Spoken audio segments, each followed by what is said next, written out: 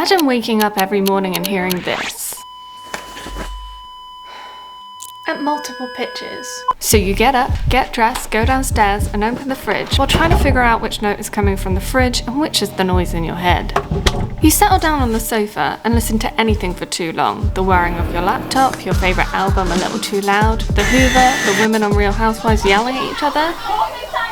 And you basically hear something fuzzy resembling TV static. So your friend calls. Halfway through a sentence, this happens. Gosh. And you can't hear a word they're saying for a good 5 to 10 seconds. Sorry, I didn't hear any of that. So you pull a face and your ear pops repeatedly. And I haven't even mentioned the pain. This has basically been the story of the last 10 years of my life. And so I'm just gonna let you in today on how exactly I damaged my ears and what I'm trying to do about it. This is just a quick reminder that this is only my story. I'm not a medical professional, so if you're worried about your hearing, don't just listen to some random lady on YouTube. Go and see a medical trained professional and hopefully they can help you like they seem to be helping me. I damaged my hearing when I was about 20 years old, so we're talking about 10 years ago, and it happened when I was gigging. The band I was in was supporting this band called The Alarm, who were big in the 80s, and so it was kind of a big deal for us. And the guy who put the band together, like the band leader, he had come up with a soundscape for when we were all going to come onto the stage. And part of that soundscape was a lot of sirens, a lot of alarms and explosions.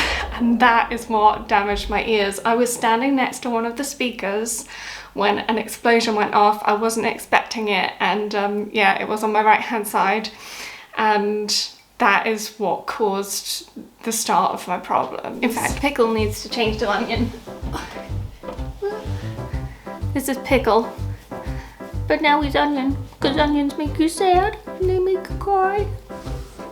Now, I didn't know that my hearing was damaged initially. I didn't actually notice until I think it was either that evening or the night afterwards. I was stood in a fish and chip shop ordering fish and chips. The lady behind the counter asked me a question and then my hearing just completely cut out. I'm talking no sound at all. I couldn't hear a word. I couldn't hear background noise. I couldn't hear any of the shop environment. It was like the weirdest experience. And I think she asked me whether I wanted anything on my fish and chips, but I couldn't actually answer her because I hadn't fully heard the question and I couldn't hear the words coming out of my mouth, which was just really bizarre. That lasted for maximum 10 seconds, if that, and then my hearing gradually came back in. I realised that it was doing the opposite of what the explosion had done. So the explosion was loud and then gradually got quieter, while my hearing cut out and then gradually came back in. So I knew that it was a result of that loud bang going off. After this date, I then started noticing ringing in my ears.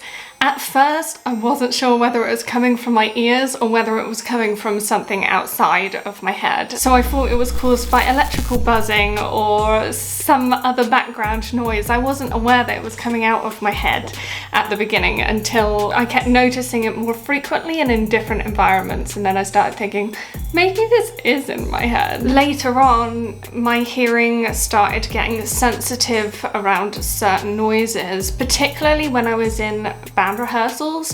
If someone would play the same note, particular pitches would irritate my ears. A couple of years later, I was at a gig and someone tried to speak directly into my ear because it was a really loud environment, and that really hurt my ears. It almost felt like the sound waves were going in too fast and like hitting me like inside somewhere. It was like physical pain. There have been several times since then that my ears have hurt in crowd environments, particularly if a crowd is clapping. Sometimes I'd notice it in the cinema if the noise was particularly loud. I went to see Joker with a live orchestra and I was fine for a good portion of the show, and then they kept playing this particular low note, and it wasn't the sound itself that bothered my ears, it was the fact that they played it again and again and again as part of a motif, which is what makes the Joker soundtrack so awesome. But my ears had just had enough. They were like, we don't like this note anymore, we're now going to give you pain. Despite all of this and all of these different instances of different things that were affecting my ears, I didn't actually see a doctor about it until 10 years later, 10 years after the event. I had been told at some point, and I can't even remember where I heard it from or who said it to me, but I'd heard at some point that once your hearing is damaged, it's damaged and there's nothing you can do about it. So I didn't think there was any point in seeing a doctor. But when I started toying with the idea of creating a brand new music project, it started worrying me because I didn't want to find myself in a position where I couldn't do what I loved. I didn't want to make it worse. I kept sitting in front of the TV and going like this and trying to figure out whether I could hear more out of one ear or the other. And it was winding me up in my heart and in my head, and I was just getting really concerned about it. I was like, you know what? I don't know what's causing the pain. I don't know whether there's something they can do about it. I don't know whether I'm going to be able to gig in a live venue ever again. I don't know how loud I should have the music, or whether I can work with other people, whether I can be in a rehearsal studio, and all these worries kept stacking up, and I was just like, you know what? I'm just gonna see a professional about it, see what they have to say about it, and hopefully there's something that can be done. I went to my GP, who referred me to an audiologist, and the audiologist did a hearing test and they examined my ears as well. So they checked the pressure of my eardrums and they played a bunch of notes, and I had to hold this thing, right, like a little clicker. Let's pretend this is the clicker, and every time I could hear the sound I had to click it, and they'd make it quieter and quieter and quieter and do it at a bunch of different pitches. And every time that you could even like hear it the faintest amount, you had to click the clicker. And yeah, it was interesting. They also asked me a bunch of questions, and I essentially told them literally everything I just told you. The audiologist concluded that I had tinnitus and hyperacusis, but that my hearing was normal. In fact, my hearing was better than the audiologist's own hearing. I have never been more relieved in my life, although I had a lot of questions. Now, he kind of suggested that, yes, the damage was most probably done when I thought it was done, and that my hearing was probably damaged at the time. However, he thought that my ears may have gone into spontaneous recovery. This is essentially where your hearing heals itself to some degree. This may have been due to my age at the time. I was 20, so I had really young ears. It may have been that I try not to get into the same position again, so I didn't cause extra damage on top of the damage I'd already done. And something else that may have helped is that I'm generally a positive person, and back then I was even more positive than I am now. And that can have a really good effect on healing because there's a mind-body link. If you remain optimistic, it can have a good effect on healing, just like the placebo effect. It's an interesting topic, but one that we don't know enough about. Now, these were just suggestions by the audiologist because I clearly have tinnitus and hyperacusis, which does suggest that I've had hearing damage, yet my ears are still within a normal range of hearing. He did suggest that should this happen again, and what I should have done at the time was go straight to A&E, because they can actually give you some kind of injection in your ear which can in some way help heal the damage if it's done soon enough. So I felt much better after that. Little pickle. I was then referred to a hearing therapist to talk through ways that I could manage my tinnitus and hyperacusis, and they could talk me through a little bit more about why this happens, what these things are, and what I can do to potentially have a better relationship with my ears and maybe even improve them a little bit. Now, when it comes to tinnitus, tinnitus is very common. A lot of musicians have tinnitus. A lot of people have tinnitus. When I lived in the center of a really big city, I couldn't hear it that much because the noise of the general city background that never seems to go to sleep, it drowned it out a lot. There was just like always this general hum. The more time I spend in more peaceful environments, the more noticeable it got. It's most noticeable first thing in the morning when I've just woken up, last thing at night when I'm trying to sleep, when I'm on my own phone and there's no sound on in the background. When I'm near my fridge, because I have multiple pitches of ringing in my ear, and one of the pitches is the exact same as my fridge, and sometimes I'm like, is that my ear? Is it my fridge? I don't know. But it gets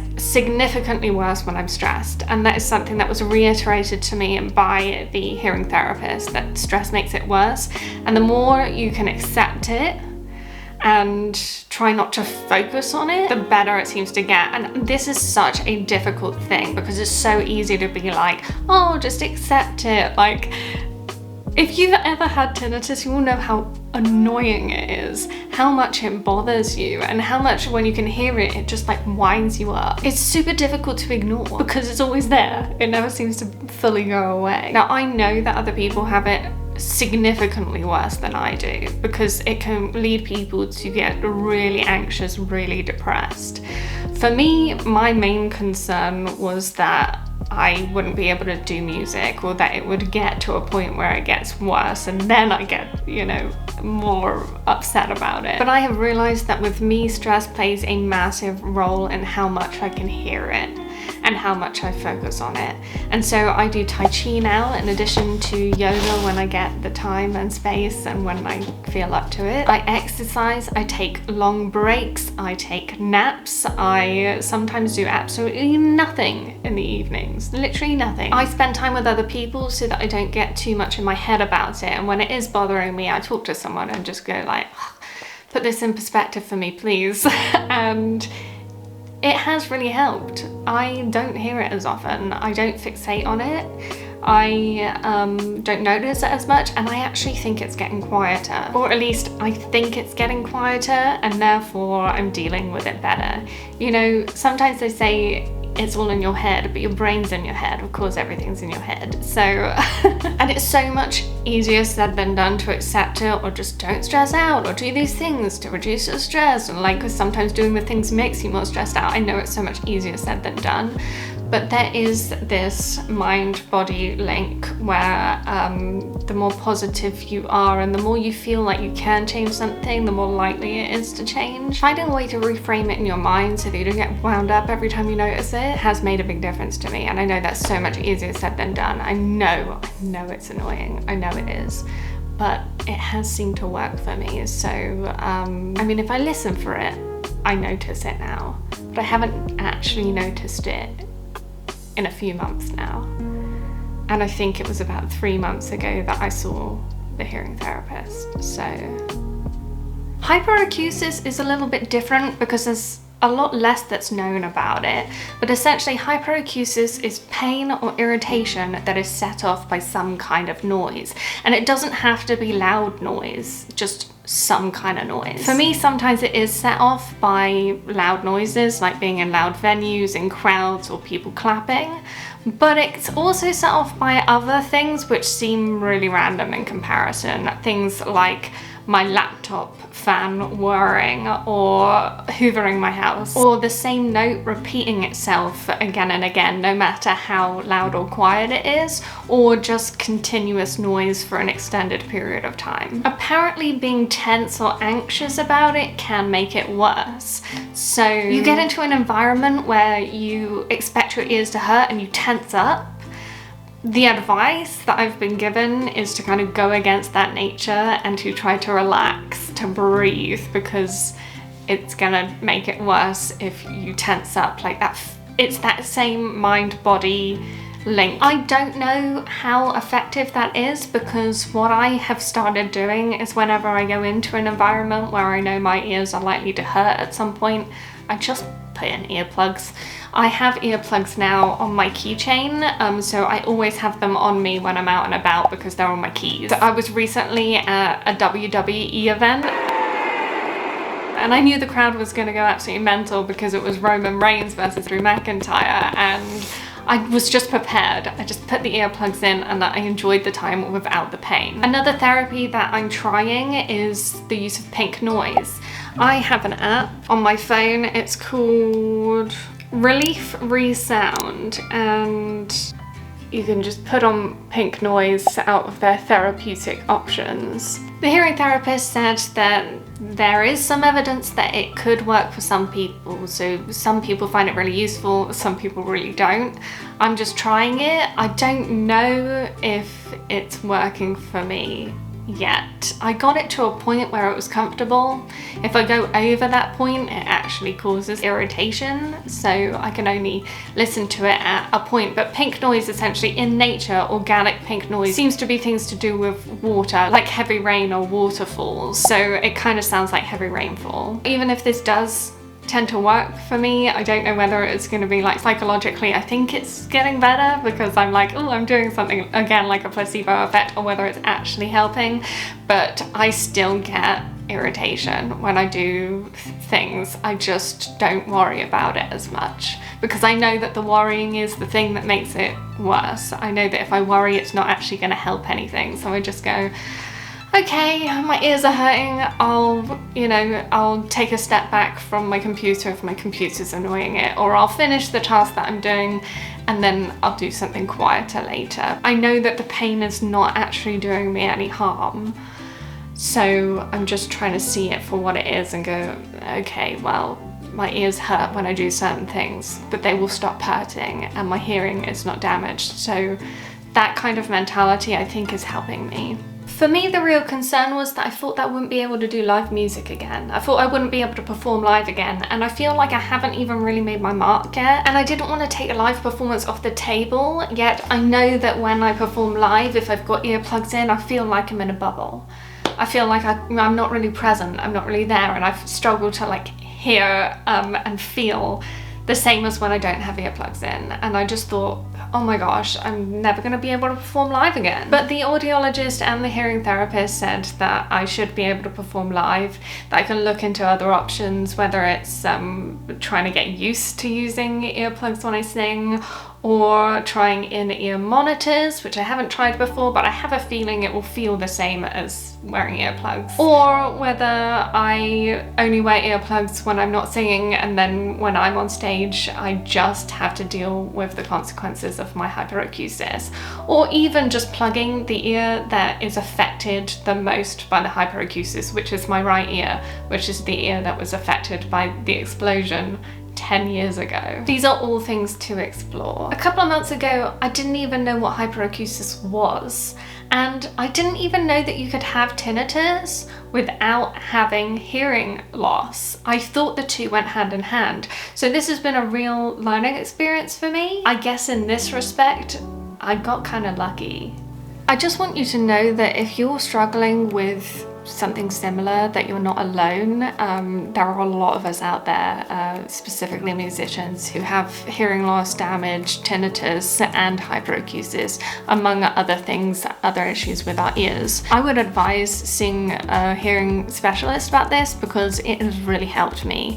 These things that they told me were specifically because of my experiences and the problems I'm having with my ears, and they may advise you different things, different types of therapies based on your experiences, your ears, and your own specific situation. But on top of this, I just want to say that there are a lot of musicians who have these issues and are not letting them hold them back from pursuing their dreams. This is something that is really inspiring to me.